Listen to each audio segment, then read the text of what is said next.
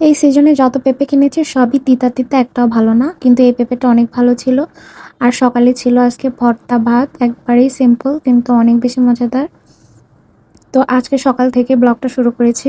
সবাই কেমন আছেন? আলহামদুলিল্লাহ সবাই অনেক অনেক ভালো আছেন। আলহামদুলিল্লাহ আমরা মোটামুটি ভালোই আছি।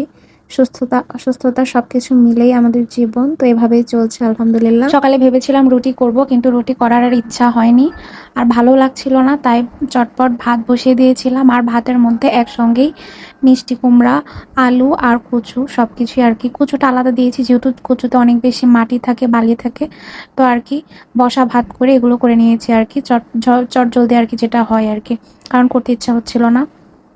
আর এখানে মাছও বের করে নিয়েছি, পোয়া মাছ, আর এই মাছটার নাম আমি জানি না এটা কি মাছ। তো আমার হচ্ছে ভর্তাগুলো আজকে আমি একটু আলাদাভাবে করেছি, কাঁচা পেঁয়াজ দিয়ে করি নাই, একটু পেঁয়াজটা হালকাভাবে ভেজে নিয়ে করেছি। আমার কাঁচা পেঁয়াজটা ভালোই লাগে ভর্তার সঙ্গে, কিন্তু আমার হাজব্যান্ড একদমই খেতে চায় না, ওর কাছে যেন কেমন লাগে। তো আমি আজকে পেঁয়াজটা হালকা ভেজে, মরিচ ভেজে ভর্তা করেছি, সাথে আনারসও কেটে দিয়েছিলাম ওকে। আনারস খেলে আর কি জ্বরের মধ্যে অনেক ভালো লাগে। আমরা এখন দুইজনই আর কি প্রচুর পরিমাণে টক ফল খাচ্ছি। টক ফল খেলে নাকি জ্বর দ্রুত সেরে যায়। বাতাবি লেবু, তারপরে আনারস, লেবু এগুলো খেলে আর কি জ্বরের মুখে অনেক বেশি ভালো লাগে। তো শুধু ভর্তা, আর এজন্য একটা ডিম ভেজেও নিয়েছিলাম। আমি অর্ধেকটা খেয়েছি আর ওকে দিয়েছি। আমার ডিম ভাজাটা অত বেশি একটা ভালো লাগে না, আমার প্রচুর প্রচুর পরিমাণে অ্যাসিডিটি হয় ডিম ভাজা খেলে। আমি খেলে পোচ সিদ্ধ এটাই বেশি খেয়ে থাকি। তো কাঁচা পেঁয়াজ ছাড়া আমার একদমই ভালো লাগে না, তো আমি কাঁচা পেঁয়াজ প্রথমে ভেবেছিলাম দিব না, পরে আর কি একটু বেশি করে চটকে দিয়ে দিয়েছি, যেন ও বুঝতে না পারে যে কাঁচা পেঁয়াজ, একটু মিহি করে কেটে একটু ভালো করে চটকে দিয়েছি। ভর্তা আর কি কাঁচা পেঁয়াজ ছাড়া কি খাওয়া যায়? আমার কাছে তো একদমই ভালো লাগে না।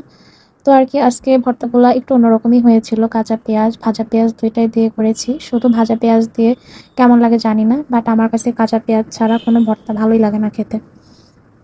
তো আলহামদুলিল্লাহ আজকে সকালের এই খাবারগুলো অনেক বেশি সাধারণ ছিল, কিন্তু এগুলো দিয়ে কিন্তু একটু মানে মুখে রুচি নিয়ে খাওয়া যাচ্ছিল। এক সময় ছিল যে আমি ডিম ভাজি এতটা বেশি পছন্দ করতাম, টানা 1 মাস রোজার মাসে আমি কোনো ঝোল তরকারি দিয়ে ভাত খেতে পারতাম না, সেহরিতে আমি ডিম ভাজি দিয়ে খেয়ে নিতাম, আমার এত পছন্দ ছিল। কিন্তু আসলে এখন আর খেতে পারি না, আর খেলেও অনেক বেশি গ্যাসের সমস্যা হয়। আমার কিছু কিছু জিনিসে খুবই বেশি গ্যাস হয়, যেমন নুডলস, তারপরে ডিম ভাজি, এগুলো আমি এখন বেশিরভাগ সেদ্ধ সেদ্ধ খাওয়ারই চেষ্টা করি। আর আমি একটু তেল মশলাও খাওয়ার কম চেষ্টা করি, কারণ আমার একসময় ছিল আমি কিছুই খেতে পারতাম না, তো আস্তে আস্তে আলহামদুলিল্লাহ অনেকটাই খেতে পারি তেল মশলা কম খাওয়ার কারণে। তো খাওয়া দাওয়া শেষ করে দুপুরের দিকে একটু পেঁপেও খেয়ে নিয়েছিলাম। পেঁপেটা আলহামদুলিল্লাহ অনেক বেশি মিষ্টি ছিল।